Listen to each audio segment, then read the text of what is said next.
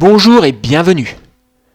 Vous avez une petite bouée au niveau du ventre et vous vous demandez comment la perdre? Eh bien, cette vidéo est faite pour vous.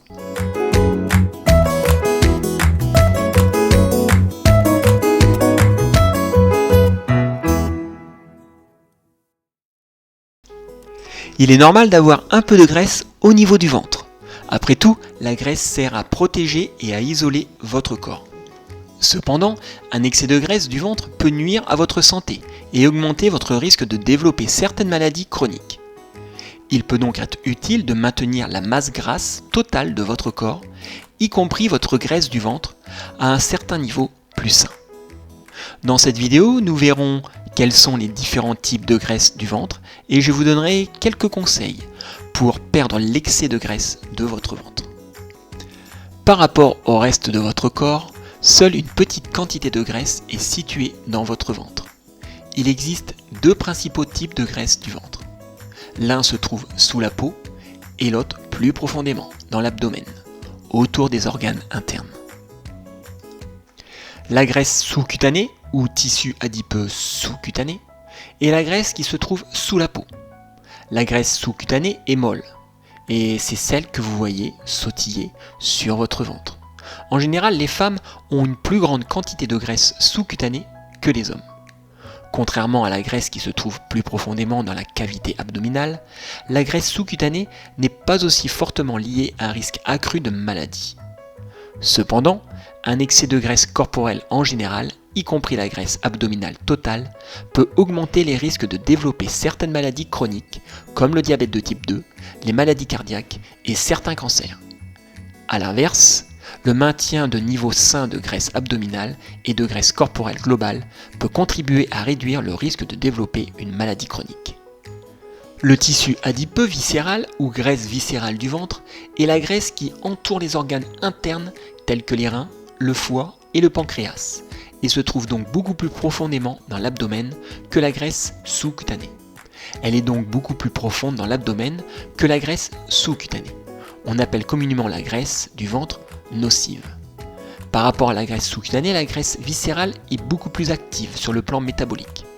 Ce type de graisse contient plus de cellules, de vaisseaux sanguins et de nerfs que la graisse sous-cutanée. La graisse viscérale est fortement liée à une résistance accrue à l'hormone insuline, qui régule la glycémie. Au fil du temps, la résistance à l'insuline peut entraîner une augmentation de la glycémie et le développement de diabète de type 2. La graisse viscérale contribue également à l'inflammation systématique, ce qui peut augmenter votre risque de maladie. Les hommes sont plus susceptibles d'accumuler de la graisse viscérale que les femmes, ce qui explique pourquoi les hommes sont plus susceptibles de développer une silhouette en forme de pomme lorsque la graisse du ventre augmente. En revanche, les femmes sont plus susceptibles à développer un excès de graisse dans le bas du corps, ce qui entraîne une forme de poire. Il est intéressant de noter que la répartition de la graisse corporelle change avec l'âge.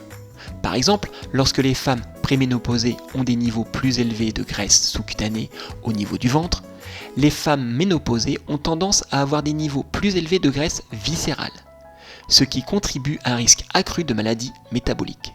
De plus, la graisse viscérale a tendance à être plus importante chez les personnes d'origine européenne que chez les personnes d'autres ethnies. S'il est normal et nécessaire d'avoir un peu de graisse du ventre pour être en bonne santé, un excès de graisse du ventre peut nuire à votre santé et augmenter votre risque de maladie. La graisse viscérale est le type de graisse du ventre qui est le plus souvent associé à des problèmes de santé. Même si la graisse viscérale ne représente que 10 à 20% de la graisse corporelle totale, ce type de graisse est fortement lié à un risque accru de maladie. En effet, la graisse viscérale est une graisse active, c'est-à-dire qu'elle produit des hormones et d'autres substances, notamment des protéines inflammatoires, qui nuisent à votre santé en augmentant la résistance à l'insuline, l'inflammation systémique et des taux de graisse dans le sang et la pression artérielle. La graisse viscérale est située près de la veine porte, qui transporte le sang de votre tube digestif vers votre foie, pour qu'il soit traité. La graisse viscérale transfère les acides gras, les protéines inflammatoires et d'autres substances dangereuses vers votre foie.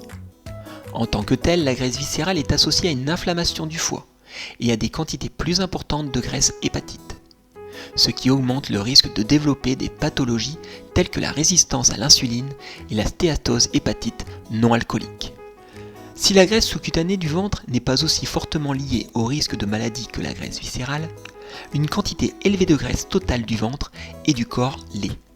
Il est donc essentiel de se concentrer sur la réduction de la graisse totale du ventre et pas seulement du type viscéral. Des études montrent que l'accumulation excessive de graisse corporelle est un facteur majeur de développement de la résistance de l'insuline, du dysfonctionnement des vaisseaux sanguins, de la stéatose hépatite, de l'hypertension artérielle et du syndrome métabolique. Les recherches suggèrent également que les personnes qui ont plus de graisse viscérale sont plus exposées à plusieurs problèmes de santé, tels que le diabète de type 2, les maladies métaboliques, les stéatoses hépatiques et des facteurs de risque élevés de maladies cardiaques, comme l'hyperglycémie et la pression artérielle. En outre, une étude portant sur plus de 36 000 personnes a révélé que les personnes ayant une quantité de graisse viscérale supérieure à celle que la graisse cutanée étaient plus susceptibles de mourir, toutes causes confondues, que celles qui avaient une quantité de graisse viscérale inférieure. Un tour de taille plus important est également fortement lié à un risque accru de maladie. Le tour de taille est un moyen d'évaluer les graisses abdominales totales, de sorte que la graisse sous-cutanée et la graisse viscérale sont des facteurs qui contribuent à cette mesure. Les études montrent systématiquement que le maintien du tour de taille sain et la réduction du tour de taille par le biais d'un régime alimentaire et de l'exercice physique entraînent des améliorations significatives de nombreux aspects de la santé, en particulier la santé cardiaque et le risque de diabète de type 2. Maintenant que vous connaissez les différents types de graisse du ventre et leurs effets sur la santé, vous vous demandez peut-être comment perdre l'excès de graisse du ventre de manière sûre et durable. N'oubliez pas que, bien que l'alimentation et le mode de vie jouent un rôle important dans l'accumulation de la graisse du ventre, des facteurs tels que l'âge, le sexe et la génétique ont également un impact. Heureusement, il existe un certain nombre de moyens de perdre l'excès de graisse du ventre et par conséquent de réduire le risque de nombreux problèmes de santé. Alors, comment perdre cette graisse du ventre ? Supprimez déjà les boissons sucrées. En effet, la consommation d'une trop grande quantité de boissons sucrées, comme les sodas, a été associée à une accumulation accrue de graisse viscérale et à un tour de taille plus important. Essayez de remplacer les boissons sucrées par de l'eau, ou alors, à la rigueur, par des boissons gazeuses. Deuxième conseil, bougez. L'augmentation de l'activité physique peut réduire considérablement la graisse du ventre. Essayez de mélanger vos séances d'entraînement en pratiquant de l'activité aérobique, de faible et de forte intensité, ainsi que des exercices de résistance, qui se sont tous avérés efficaces pour réduire la graisse du ventre. Augmentez votre consommation de fibres. Les personnes qui suivent un régime riche en fibres ont tendance à avoir moins de graisse du ventre que les autres. De plus, le passage à un régime riche en fibres peut vous aider à perdre l'excès de graisse du ventre. Réduisez votre consommation d'aliments ultra transformés. Des études montrent que la consommation fréquente d'aliments ultra transformés, comme les snacks, les sucreries, les fast-foods et les produits céréaliers raffinés, est liée à un tour de taille plus important. Limitez votre consommation d'alcool. Boire trop d'alcool peut nuire à votre santé générale de plusieurs façons, notamment en contribuant à l'accumulation excessive de graisse du ventre. Ne négligez pas le sommeil.